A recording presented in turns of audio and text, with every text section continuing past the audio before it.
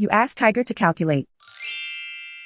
This deals with finding the midpoint between 2 points.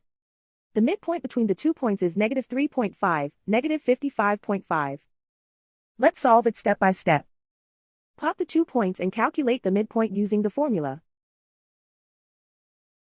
The coordinates of point 1 are, x1 equals -86, y1 equals -53. The coordinates of point 2 are, x2 equals 79, y2 equals -58. PM represents the midpoint of the 2 points.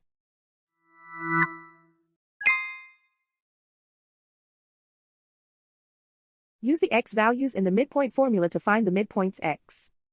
x1 equals -86. x2 equals 79. Simplify the arithmetic.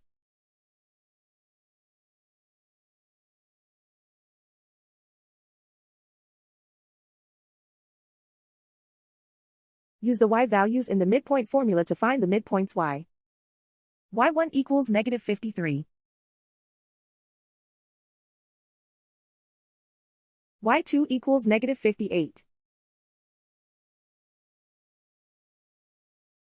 Simplify the arithmetic.